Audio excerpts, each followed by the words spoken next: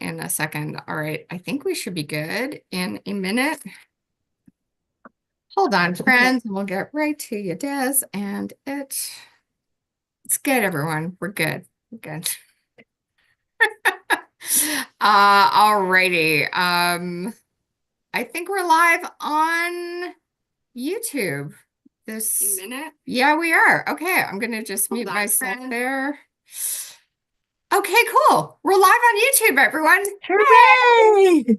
Welcome to Comedy Coffee. And my Google Assistant, just with the sound of my voice and my saying okay, just activated that device. So, Excellent. hello. Hello, everybody. This is Comedy Coffee. This is my monthly comedy cabaret of sorts. We should have been on KO Comedy and Comedy Hub, but something happened today, as it does. But we are with you today for bringing you some coffee from wherever you are.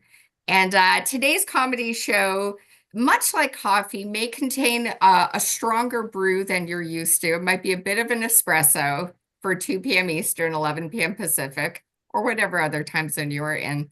Or maybe today you'll get a bit of like a milder cappuccino, or maybe a flat white, which does have a punch, but flat white does also sound like an insult. I'm just gonna say it. It's great that way. But it's good. It's Australian. It's delish. We are going to have some fun. We are going to get things started with our first guest. We're going to toss away my intro. Who gives a crap, really, about my intro? I don't even have coffee, friends. I'm drinking a Coca-Cola. That's fine. The way my week's gone, I should have put rum in this. But we're going to kick things off with a very funny friend and a fantastic comic who has an album that you should check out called Everybody Panic. You can download it wherever you get your quality comedy downloads. Please give it up, friends, for the fabulous Desiree Walsh. Hello, you can tell I am a very fancy comic as I have 2 afternoon shows on a Sunday. Yep, that's right. Sunday afternoon is the new Saturday night. Yeah. Yeah. I am on a poor man's tour, if you will. I am doing a Zoom show, and then I am taking an Uber to a motorcycle cafe. I don't really know what that is, but it's fun. And they have a greenish booked show at 2 p.m. on a Sunday once a month. And I'm curious, Amir, my Uber driver, is here. He will wait till 2:15 when he is scheduled to pick me up. So it is fine. Fun fact about me, I am Canadian and also disabled. So the state of the world does terrify me greatly. I'm very afraid. Donald Trump keeps talking about Canada being the 51st state. I find that deeply upsetting, even though individually I really enjoy Americans. Individually, you are great. I've only met 9 of you I don't like. They all work at the Newark airport for some reason. I'm not sure why. By the way, if you are single, do not worry. Your person is at the Newark airport. They're in customs. They can't get out. Can't get out. I wrote that joke before Donald Trump was in office, so it didn't sound quite so racist then. Quite so racist. If you say things twice, they're not as bad. No, they are. Yeah. The uh, Donald Trump constantly saying he's going to take over Canada is terrifying. I also don't think it's going to work. I don't. Quebec doesn't even want to be part of Canada. Like, I don't know if you guys know that. Quebec has been trying to leave since like 1864 when they became a country. I don't, or wait, was it 1684? One of those times. Also, Alberta. Alberta's been trying to leave for a while now. Hasn't been successful. New Brunswick, people in New Brunswick don't even want to live in New Brunswick, so I doubt they'd want to live in America. I doubt they would. You might have to be Canadian and also my dad to find this joke funny. Yeah, yeah. The the new president is actually affecting me personally quite badly. I'm not excited he's repealing the ADA and all the different rights for disabled folks, but also I have a large chunk of jokes in my repertoire just about the ADA and how much I like it and like the differences between Canada and America. And I don't really like writing and I don't want to lose those jokes. So if anybody knows of another country that has exceptional disability legislation and accessible legislation and also has a theme park that recently changed their accommodations policy so that if you are just in a wheelchair like myself, you have to wait in line, but also doesn't have universal health care and an odd twist. Please let me know. Please let me know because I just kind of want to slide another location in right where US used to be. Um, I wish I could help you guys, really. I wish telling all my little jokes could make your constitution come back. Um, I really do. Yeah. You can probably tell by those first couple jokes that I was once told at a comedy show I was single-handedly ruining stand-up comedy, just ruining it. Because when I was in spaces, people couldn't be ableist. And I didn't know what to say to this male comic that told me that. That's what they're called, male comics. Because like it hasn't stopped. Oh, I'm screwing this up. I just wanted to be like, I'm sorry your parents raised you right. I'm sorry, like you're a good person. Because it hasn't stopped any other comedians from making fun of Helen Keller.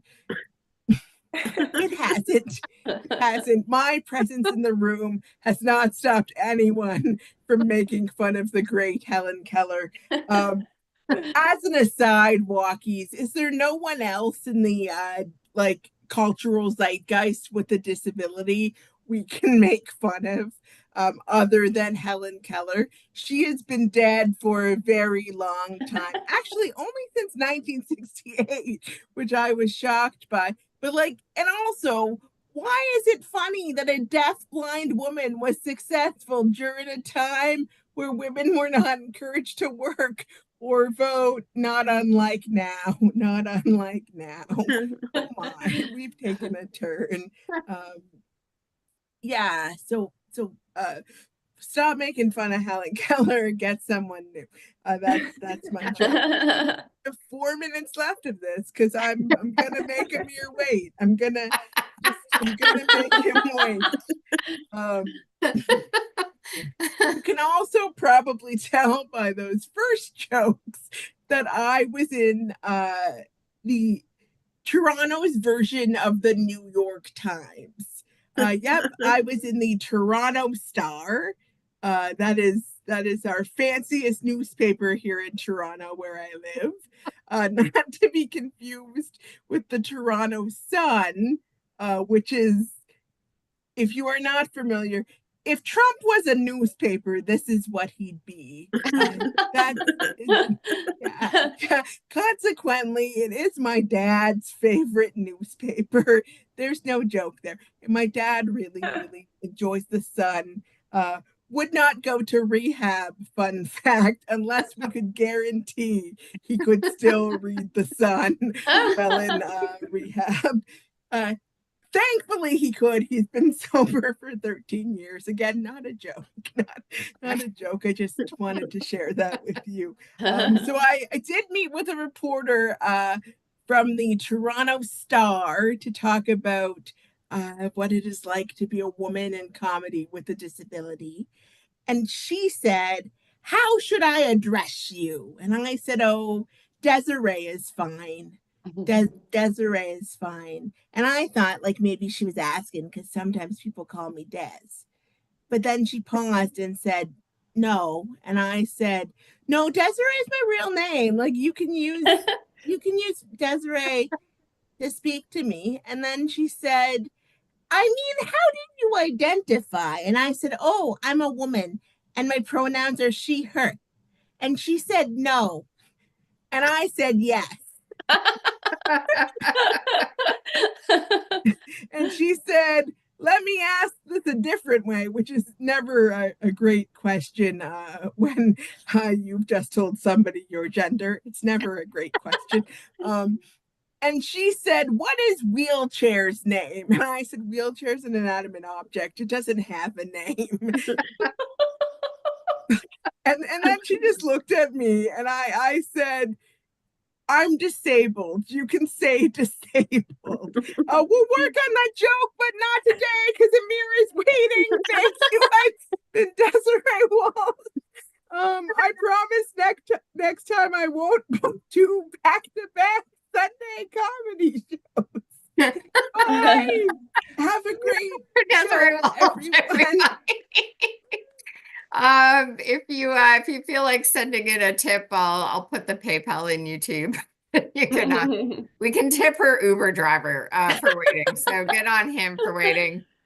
I love it. I love that when she messaged me, she's like, "Can I go first? I have to be in a car at 2:15." I was like, "What?" I love also that 2 p.m. Eastern in Toronto on a Sunday is a hot comedy time where you can be double booked. I love it. I love how the pandemic has just kind of flipped us all upside down and backwards and forwards.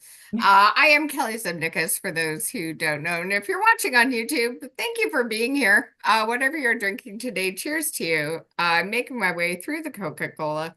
Yeah, I rarely actually have a coffee for comedy coffee. It usually I don't. I think last month I did, which was odd. And in the 4 years that I've been doing this show, only one time have I actually been at a coffee shop. So it's great. It's great.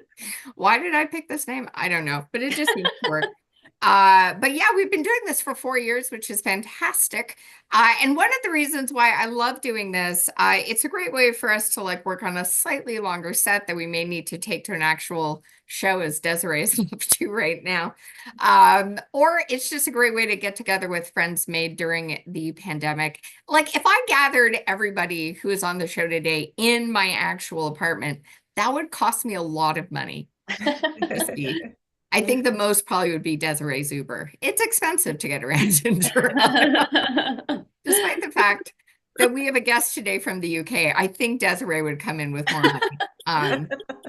It is spectacularly expensive to travel in Canada. It's insane. It genuinely might be cheaper to go anywhere else, but a couple of hours away. It's really, really weird.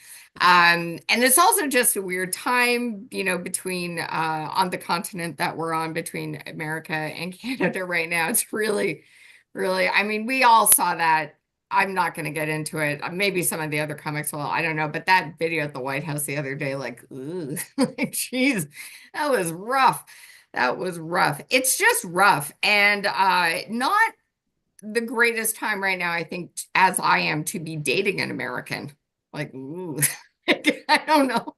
Am I gonna have to just start dating in Canada just for my country? I don't know what's gonna happen. Don't know what's gonna happen. But yeah, my boyfriend and I are long distance dating. We have been for about 3 years now. He's in Brooklyn, New York. I'm in Toronto. Some couples, they keep separate apartments or bedrooms. For the next 5 years, we will be keeping separate countries. This is not changing. Not happening at all. Yeah, it's rough long distance dating, but we're making the best of it. And as I like to tell people, and really you can do this whether you're long distance dating or dating within your own city. The best part is when you're traveling and you come back into your home country. Because when I'm at the border and they ask me if I have anything to declare, I just get to shout out, I've had sex. It's the best. You just arrive back at your airport high-fiving the customs officials. You feel so good. You feel so good. And I get so sad when no one asks me how my trip was. I'm like, doesn't anyone want to know I just got late? Like, no one. Yeah, I get very sad when they just tell me to carry through. It really bumps me out. Anyhow, our next guest met her partner long distance, but now they're in the same space, which is great. She's a fantastic comic, I believe, out of the state of Michigan, right? Yep. Yeah, there we go. Which is a great state. Yeah. It's a great state. Michigan has a lot of Latvians. My background being Latvian. Yeah. I don't know why we went to Michigan, Kim, but we did. Everyone, please give it up for Kim Cook. Yeah. Hello. Yeah, I'm Kim Cook, and my name is literally a command. Kim Cook. Yes, chef. Yeah. It's weird having the last name of something I do not do well. But I'm lucky because my husband Andrew is British, so he's cool with it. Yeah. It's like, it's all right, Kim. It's not like I've ever tasted good food. Yeah. Had British food before. So I am in my late 40s. I'm in my late as you can get 40s without being 50. That definitely makes me a woman of a certain age. And it's weird being a woman of a certain age because there's certain stores in the mall I can no longer go into. For example, Forever 21. Yeah, they kicked me out. They said, you're only allowed back in if you're accompanied by a minor. Like, screw you, Amber. Yeah, but there is a store that welcomes us ladies with open arms, and it's Chico's, which is also Spanish for mom jeans. Yeah. And according to former CNN anchor Don Lemon, the store is also referred to as Amazon past their prime. Thanks, thanks, Don. But now that I'm older, I've become a little bit less active, although there is one thing that's become overactive. My sex drive. Yeah, sorry. Woo! My sex drive. I almost said that with a straight face. Did you see that? No. It's my bladder. I have an overactive bladder. I've probably peed 5 times since this show has started, and well, 2 times since I've been on stage. Yeah. That's right. You're in the splash zone, okay? But I am happy to announce I'm a very recent breast cancer survivor. Oh yeah. Thank you. I totally did it for the applause. No, but when I got my diagnosis, I found out I have the gene mutation that makes cancer more likely to return. It's called the BRCA2 gene mutation. So BRCA is just short for breast and cancer, clearly abbreviated by a man. Yeah. Who's not comfortable with breasts or cancer. Okay. But it was because of that, I opted for a double mastectomy. And I had to tell my 2 bosses, Jim and Dan, about my upcoming medical leave. I was like, hey guys, I have a couple things I need to get off my chest. Yeah, you're taking it way better than they did. So I would say 2024 was a hard year. It was breast cancer diagnosis and 2 surgeries, which turned into 5, not including reconstruction. Yeah, which still hasn't happened yet. What I have in right now, I don't know if you can tell, they're called expanders. And they're kind of like the stand-in actor until they're ready for Reese Witherspoon. Yeah, like, hi, I'm Elle Woods. Yeah, just as perky, right? My husband calls these my fake breasts. Yeah, I got them off of Temu. But so my first surgery went well. So I thought, turns out they didn't get clear margins, which I quickly learned has nothing to do with Microsoft Word. No. But I was so drugged up at one point, I thought I saw Clippy. Do y'all remember Clippy? that annoying little paper clip that would pop up out of nowhere and thought you were too stupid, right, to write a letter. Like, hi, it looks like you're trying to survive cancer. Would you like some help? Yeah, I was like, yes, Clippy. Yes, I would. But turns out in this case, not clearing margins means they thought they didn't get enough cancer out. So that led to surgery number 2, where they went in and they took out my breast tissue and replaced it with acellular dermal matrix, which is a fancy way of saying cadaver skin. Yeah. Yeah, you got that? Cadaver skin. I felt like one of those Folgers Crystals taste test commercials from the 1980s. Yeah. We've replaced her regular breast tissue with cadaver skin. Let's see if she notices. Spoiler alert, I noticed. My body noticed. I think it was like, I see dead people. Yeah. And I got a horrible infection, which led to an emergency 3rd surgery where they went in to remove the dead people tissue. And they also removed one of the expanders. So I was flat on my right side for 6 months, making me a half flat white grande cup, no nipples, extra whipped cream, right? Because why not? Turns out you can actually order that off of the secret menu at Starbucks. But y'all, I started to embrace my new look, and I started wearing nothing but hoodies, and I insisted that everybody call me the Uniboober. Yeah. But my friend Amy was so supportive. She was like, think of yourself as like an Amazon, you know, one of those warrior women from Greek mythology who were fierce fighters and would remove one of their boobs so they could shoot arrows more effectively. Look, I can't even shoot a rubber band without hitting myself in the eye. Like, yeah. Which reminds me, I need to order some more off of Amazon.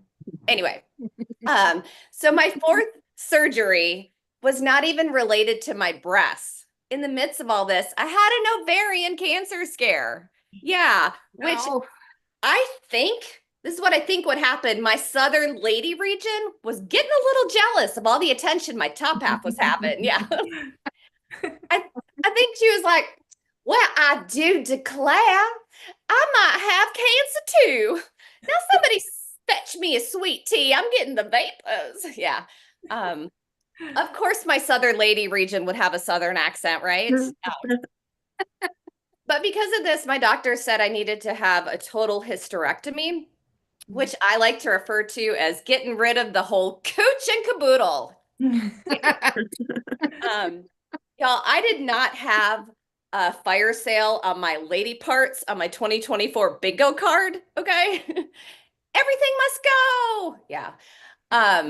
Which leads us to surgery number 5, which was to replace like the issues that happened with surgery number 2. They just like popped that expander back in. But I want to take a moment to say how wonderful my husband was throughout this whole entire process. But with that said, it's crazy how much his demeanor changed with every surgery. Like the first surgery, he kissed me on the forehead and said, I love you, Angel. And had a tear as they wheeled me down to the operating room. Like it was heartbreaking. Surgery number 2, he was like, yeah, he just blew me a kiss. And by the last surgery, he was like, you got this, right, babe? Yeah, you can call a lift when you're done. Cheerio, and just kind of ran off. Yeah. I'm just kidding. He didn't tell me to call a lift. No. He said Uber. Pool. Yeah, Uber pool. Nothing but the best for me, right? But having that many surgeries in a short period of time is maybe kind of loopy. That's a lot of anesthesia. So on my 5th surgery, while they were prepping me, I told my care team that they can make surgery number 5 just as much fun as Mambo number 5. A little bit of morphine in your tube, making you feel nice while we make you a new boob. A little bit of surgery can be fun because you'll have some perky puppies when all done. Yeah. Yeah. My care team did not sing that to me. But you know who did? Clippy. Yeah. And let me tell y'all, that paper clip has some pipes, okay? But I think I might have stayed on the painkillers a little bit too long. So I would say 2024 was a hard year, but I remain positive. Like, I lost my nipples, but I still have my dimples. All right, I've been Kim Cook. Thank you. Kim, everybody, give it up for Kim. Kim, where can folks find you on socials to come see you at a show, either in person or maybe virtual? Yeah, so they can go to Instagram and it's kcomedy0405. Yeah. And then Facebook, just Kim Cook. I'm sure we'll have a lot of mutual friends, so can find me listing all my dates. Give it up for Kim Cook, everyone. Give it up for Kim. Amazing stuff. And good way of incorporating flat white off the top. Good job. 10,000 points to Kim. 10,000 points. Friends, if you're watching and you don't know who Clippy is, we'll just wait while you Google it. See, it's funny. See? I miss Clippy. Clippy and Jeeves. I feel like they're the heroes we need right now. I have so many questions for Jeeves. I have a lot of questions. I didn't appreciate, much like my metabolism, I did not appreciate Clippy when I had him. Assuming it was a him. I don't know what Clippy's gender is. I'm probably none. There's probably no gender to Clippy. Clippy just is rocking. Yeah. Bring back Clippy. I'm going to put up a change.org.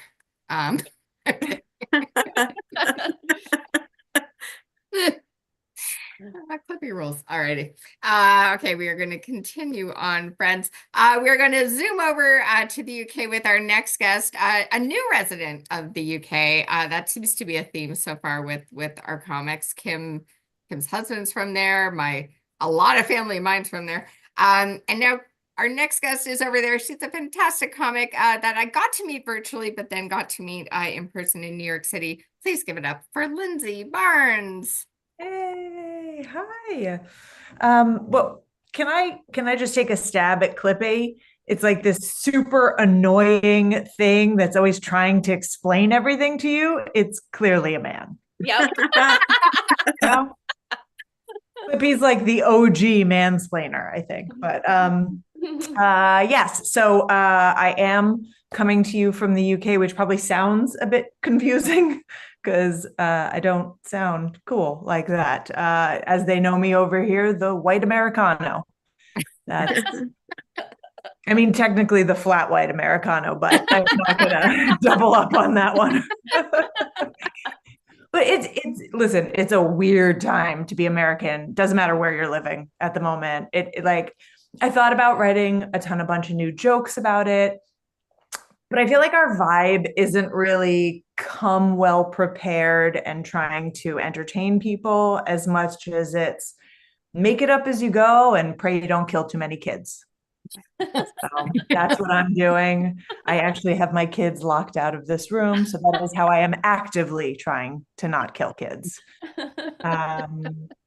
I don't know. It's weird. I tell people I've been doing shows over in London now, and as soon as I tell them I'm American, they're pulling back. There's that like, and I can't tell if it's because they think I'm stupid or armed. I can assure you, I am not stupid. I'm not. I moved over here in September, so got the old jump. But I am scared. I mean, it's kind of hard not to be if you read the news, if you tune in at all. And it feels like people are scared here too. But it also feels like everyone here is low-key loving this, like a lot. Do you know what I mean? Like watching America lose it, it's like watching a mom lose it. It's pretty funny when she's not yours. Meanwhile, I'm just like, I don't know what to say, guys. She was pretty cool when I was a kid. I don't know. I have the inside track I have to how much the Brits are loving it is because I married a Brit. So yeah, that's right. I like my aggression passive. But he is he's loving it. Actually, you know what? To be fair, in my defense, I didn't marry a Brit. I married a European. So thanks for nothing, Brexit. I like to do that joke just to see who's down with the foreign policy humor. And clearly, you guys want more flat white jokes. Sorry to disappoint, guys. I don't know. My husband and I, we constantly have this like battle back and forth about like English football versus American football, right? Like, so I'm obviously rah American. You know, we're just bigger and better, right? American football is more. It's more plays and more players and more scoring and more critical head trauma. And my husband's counter argument was always the wags, you know, the wives and girlfriends, because they had Posh Spice, which that was a winner. But then we got Taylor Swift. So I feel like Taylor Swift is just every Englishman's nightmare. You know, she comes over here and for years dates all of their sensitive English boys, only to run off with this like big burly American footballer. Like, I mean, that would be emasculating if any of those men had been masculine to begin with. I don't know. I mean, don't come for me. I married my sweet English man. Yeah, American footballers, they don't like girls like me. I hit back. Sorry, that was dark. I mean, pick a problem in America and make a joke about it. Okay, that's what we're doing. I recently got AirPods. That's like, before you guys go getting too excited, I didn't get real AirPods. They're super expensive. I got the cheap ones, but I feel like I'm less attractive to a mugger now. You know, they sneak up behind me like, oh wait, what are those? The ones from Aldi's? Oh, this bitch has no money. Plus, they're tiny and I'm irresponsible. All right, put it this way. If my kids were this size, I would currently possess 0 children. The only problem is, you know, with this hair, like now I'm just another one of those assholes walking down the street looking like I'm talking to myself because those white wires were the only thing keeping other people from thinking I'm crazy. The irony, of course, being that those white wires were the thing driving me crazy. Oh my God, detangling them? Like I literally just took you out of my ears. How are you in a ball that looks like a tiny little, like I can't open it. It's just like, no podcast is worth this agony. Oh, I'm sorry. I mean, except for all of yours, I'm sure. Yeah, that's a joke about how too many people have podcasts. I don't have a podcast. I already have a family that refuses to listen to me every day. It felt redundant. I told that joke to my husband and he said, "Did you say something?" I don't know. I look at AirPods the way I looked at dating in my 20s. You know, I go for the shittier ones, so I'm less disappointed when I inevitably lose them. Even though they're not as enjoyable to listen to and they don't fit in my holes properly. That's a good joke. But, oh, thank you. I like that instant gratification. I appreciate that. So a lot of comics, you know, they're like, oh, what apps are you guys on? Are you guys on the app? And the only app that I am actively on is the weather app. But it's a lot like a dating app. Okay. I am constantly being lied to. I am often disappointed when the reality doesn't match what I've been shown. And once in a while, I get wet. No, seriously, a 0% chance of rain. Have you seen this? The audacity of 0%. Convicted felon Donald Trump was elected a second time. I think it's safe to say there isn't a 0% chance of anything anymore. Ugh.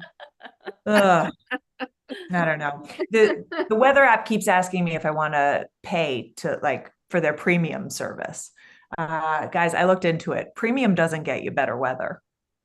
And, not sure what you're paying for, really. They can't even settle on a number. I checked the temperature the other day, and I check it in Fahrenheit because, I live over here, but I can't be doing math every day at that level. And I checked the temperature, and it says it's 47, but it feels like 29. Oh my God, same. All right, that's relatable content, you guys. I'll pay for that. In fact, feels like is kind of my new way of life. I was going to go run 5 miles, but it feels like I used enough energy just getting into my sports bra. So I'm going to take a nap instead. My kid just shit his pants, but it feels like I should ignore it until my husband notices. My life looks amazing on social media, but it feels like I'm dead inside. Right, that's fun. I just have one thing that I really need to kind of get out there. I think God is overworked, and I blame sneezes. God bless you. Every single sneeze. Guys, we're coming off a global pandemic. Is it any surprise that the world is on fire? That's insane. God bless you. I mean, come on. Even if you don't believe in God, surely you believe in the functioning hierarchy of upper management, right? Like, I've seen Succession. You give sneezes to cousin Greg. God should not be handling sneezes. I don't know. Give him to St. Peter. What's St. Peter's job? The bouncer at the pearly gates? Come on. Heaven's never heard of motion sensors? This is ridiculous. Or outsource it. A Hindu goddess could do sneeze guards and tissues and hand sanitizer with arms to spare. And no, I'm not racist for suggesting it. You're a misogynist for thinking a woman couldn't do it. All right, listen, it has been my absolute pleasure to be in a different room to my kids tonight. My name is Lindsey Barnes. Thank you so much. Hey, everybody. Where can folks find you on socials to either see a show in the UK or book you, or how can people find you? Yes, book me. Come see me. All of the things. I'm Hey Lindsey Barnes. Hey, Hey, not the hay is for horses. Hey Lindsey Barnes on Instagram, on TikTok. Yeah, come out, see a show, and come support live comedy because it's great. It's great over here too. It is. As much as they like laughing at me. Yeah. I need to. I'm a dual citizen. I've never done stand-up in the UK. I have to crack in the passport. Come on. I'll message you later, Lindsey. Come on. We won't talk about that here. I'll talk to you later. Oh, Lindsey Barnes, everybody. There we go.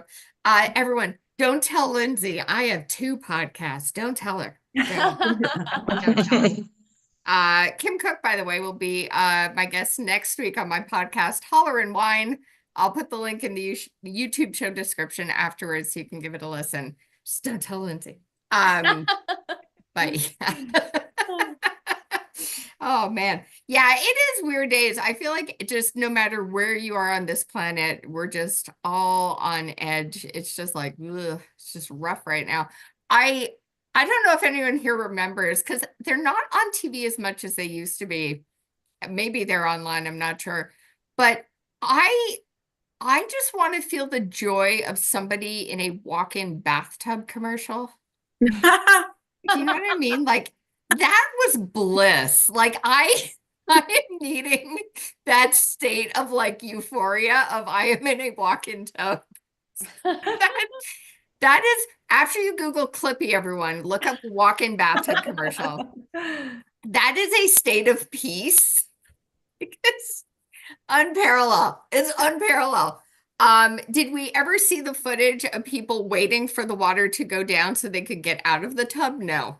I think that's where we are now. We are just in cold water, just sitting. Like, do you have to sit and wait for the water to get cold? I never looked into it. I was just taken with the joy.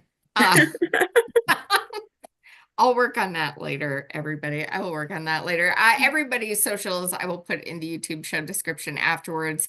All the album links, all the things. We're going to wrap up this Sunday afternoon on YouTube. And if you're watching, thank you so much for doing so. Hopefully next month we'll be back on KO and Comedy Hub. We just had a little hiccup today. As it happens, it does. But please do continue to support comedy, be it virtual or in person. However you do, we really appreciate it. We are off to Chicago to close out this Sunday afternoon of comedy with the one, the only, the very fabulous Katie Zane. Thank you so much, Kelly. Thank you for having me. All right, I wasn't going to start here, but since you brought it up, my parents have a walk-in tub, and I use it every single time I am home. I am disabled from MS. This room is really echoey. I'm sorry for that. But I use it every time I go home, and it is awkward as hell to get in and out of that tub because you have to climb onto a chair. Like the thing is, like it takes like 35 to 45 minutes to fill it. So like if you want to take a bath, you have to pre-fill it and then wiggle your way over the edge of the tub into the water. And then you have to get out the exact same way because it's not the best design. It's not well engineered. My grandfather used to live with my parents. That was one of the only things we got upon his death. He was a very poor man. But they do have a walk-in tub now. Lindsay, thank you for reminding me of why I feel safe talking to myself always is because of Bluetooth. Bluetooth technology gave me the license to always talk to myself, and now I don't worry if people think I'm nuts. I'm like, they just can't. And I have like short hair. There is no headphones, but people just accept what's happening. So I'm here for it. It makes me very happy. So I like to, every couple of years, I like to shave my head. I normally bleach my hair. The problem is my hair grows in douchey. Right now, I look like I'm about to talk to you about crypto for 20 minutes. Like it doesn't, I promise that's not going to happen. I promise that's not going to happen.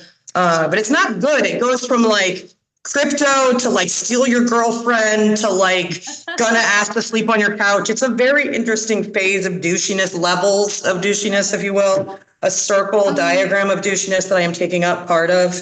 Yeah, no, it's fun. I have a really weird relationship with stand-up right now because I think I give the least amount of shit that I've ever given when performing, which is kind of freeing but bad. And the thing is, like, I've accomplished a lot of things, like, and not the things that people think you should accomplish. I have things like I have an apartment now, and that's pretty exciting because I had half of a room a year ago. But I am still missing something that's pretty important. I'm missing a felony to go with my very large neck tattoo.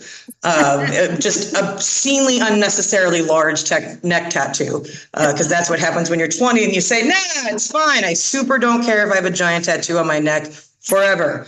It turns out you do care a little bit, especially when you choose to shave your head every couple of years. And especially in this political climate, now I have to be very careful about how I pair my skinny jeans with my boots with my shaved head. I have to be very careful about how I am perceived. Especially living in the city of Chicago, I have to be very, very careful. And to be honest, like my style most of the time can be described as like, I look like I got locked out of my apartment. It's just the way I like to vibe, I guess. This is the only brand new joke that I'm going to do. So let's see how this happens. So I like to think I'm a pretty smart person. And it's not so much that I've been pumping myself up for years. It's my mom. My mom has been telling me, I'm 41 years old. I just turned 41. My mom has been telling me since I was probably 8 or 9 years old, how smart I was, that I was smarter than my brother and my sister, and that I was so smart that I was also a little retarded. And by that, apparently, if your IQ is over here and you have these deficits, that's the word my mom specifically likes to use is your deficits. But it's like she does always go in with the "you're really smart" thing, and then she's like, "And you know, you have some needs. You had special teachers in school. It's okay. We still love you." That's more fun because I like making fun of my mom.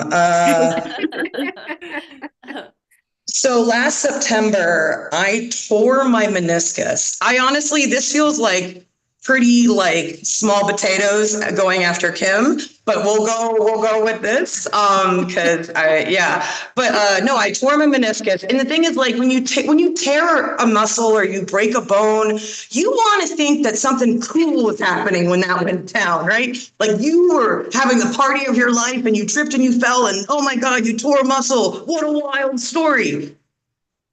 Not the case for me in my life. Back in 2007, I broke my foot rolling my ankle in some pavement. Rolling my ankle, broke my foot. I tore my meniscus smoking a cigarette. What? I stepped outside to smoke a cigarette while I was working and it tore. And I kept working because I'm an American, damn it. That's what we do. Like, oh, your arm got cut off. Your shift's 2 more hours, baby. You gotta wrap that shit up. You gotta go. That is a very gross American thing that we do. So part of the reason why I like to shave my head every couple of years is because one, I like to remind people that I'm gay. And also I'm non-binary and I like to remind people of that. But also when you're non-binary, you get issued one of 3 haircuts.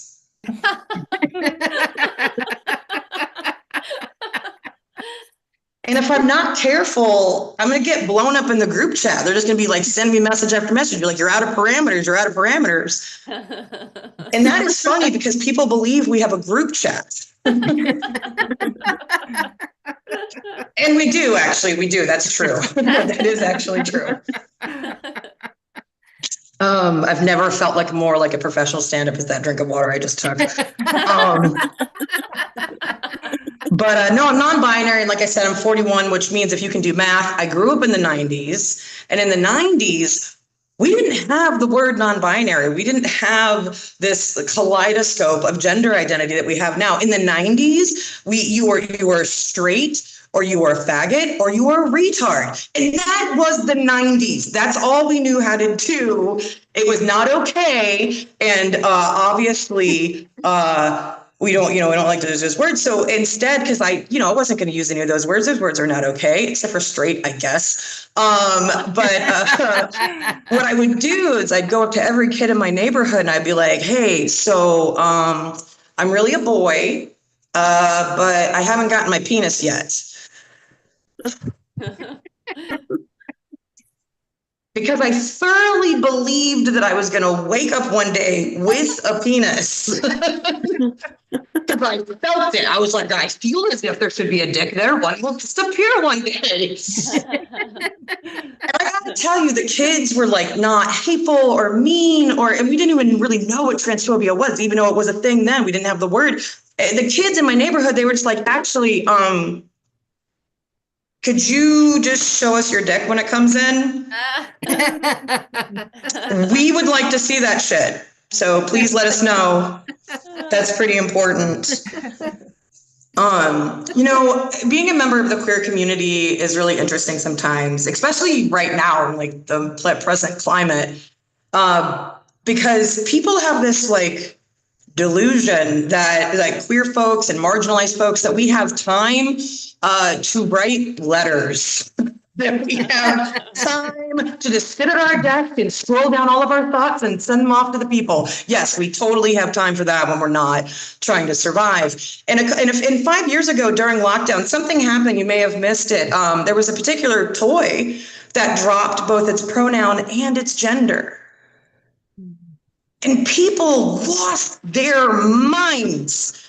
They were like, certainly they asked for this. Certainly they asked for this. And I was like over here being like, I didn't know that potatoes had genders. I didn't know. If you haven't figured out, I'm talking about formerly known as Mr. Potato Head. And when this happened, I was like, all right, fair enough. And then I thought about it, and then I was like, actually, what is Potato Head? Potato Head is a toy that has different parts in its ass that you can open up and you can take out at will, and you can just be like, dick, tits, penis, tits, penis. You just change them out as will. And I was like, actually, that's all we want. That's all we've been asking for. So I think that potato head should just represent us. Should just like be on our flag. If anybody knows anybody at Hasbro. So since I like to define myself by things that are only 2 letters, the other thing I have to deal with is that I have MS, multiple sclerosis. I think it's a kindness that it shortens down to multiple sclerosis, because you try saying that 3 times fast when you have brain damage. Like, it's never going to come out very well. But no, I have MS, which is an autoimmune disease, which means my body attacks itself, which also just means that I'm self-deprecating by factory setting. Just came out of the box this way. And one of the things, there's something that I've had to deal with like pretty much the whole time I've had MS, which is, it's just like excruciating pain that I get in my rib cage. It's kind of like if giants were real, let's imagine that for a second, and they could pick you up and squeeze you really hard in the ribs, kind of feels like that. That sounds pretty terrible, doesn't it? That sounds like a bad day. Do you know what they call this symptom? They call it an MS hug. Oh, First of all, why'd they make something that is so painful sound so fucking gay? And then also, can we imagine for a moment if they were, reductive with other diseases? Like, guy goes to the doctor and he's like, hey, doctor, my dick hurts. And the doctor's like, hey, it's all right, bud. You just got a little chlamydia hug. Just a little chlamydia hug. It's going to be fine. You're going to be great. It hasn't even become a kiss yet. Like, it's just a hug. It's fine. You're going to be all right. It's good. So one of the things you can't see when you see me on Zoom is that I am about 5'10" and 250 pounds. So I'm a steady looking human being. I do think that this is part of the reason why this is some parallel thinking with Lindsey here. One of the reasons why I think I've never been mugged is because I'm visibly poor. Most of the time, just visibly poor. The other reason is I look like I can take a punch. like I can take a punch, throw a punch. Not true, not true at all. Like, if someone actually hit me, I would run like a little bitch. I hope that I would run like a little bitch and not engage. But no, the other thing is like, yeah, I just don't look easily overpowered. I look a little bit like if Fuck Around and Find Out was a person. Like, they look like this, just like this. Yeah, I like to think that like if a mugger did find me and with my resting not okay face, I'd be like, are you all right? Do you need anything? We've been boosting all day. We've got some Oral-B toothbrushes. Do you want one? Because like, you look like you're having a bad time, ma'am. And then I'd be like, I'm not a ma'am, but thank you. That's not something I've ever said stand up and say in life all the time. And that's everything I wanted to share with you. I really hope that was 20 minutes, Kelly. Thank you so much. I've been Katie Zane. awesome. Give it up for Katie, everybody. We're just going to add spotlight here. Katie, where can folks find you online to either catch you in a show in person or maybe virtual? What's the socials? So the THEKT, Z like zebra, A like apple, N like Nancy, E like elephant. Haven't been spelling my whole last name my entire life. Amazing. But both on Instagram and TikTok. Fantastic. Give it up for Katie Zane, everybody. There we go. And if you're watching in Canada or the UK, that Z is also a Z, everyone. Just it delights me when I say the wrong pronunciation in the States and people look at me like, what noise are you making? Like, what is a Z?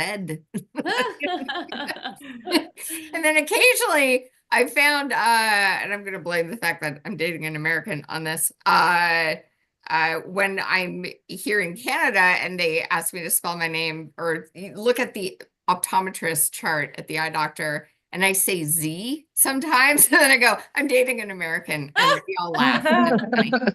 They're like, what did you say? Amazing. Anyways, friends. Alrighty. Thank you all so much for watching on YouTube today. I'm going to put these socials to everybody on the show in the chat so you can give us all a follow and get our albums and stuff. And if you happen to be watching this, and it is not yet March 8th, 2025. If you're watching this and the date has passed, get in your time machine and go backwards. But I will be at the Dobbs Ferry Public Library on Saturday, March 8th. It's just a little bit outside of New York City. There's a wonderful show that is run there. It's a free show. There's usually some really good eats at it too. It's a really awesome show at Dobbs Ferry Public Library. And you can find it on my socials at the Latvian Foodie on Instagram. And come check that out. But thank you all so much for tuning in. It's a delight to do this with you. Be nice to each other, gosh darn it. Because I can't control what happens outside of this Zoom.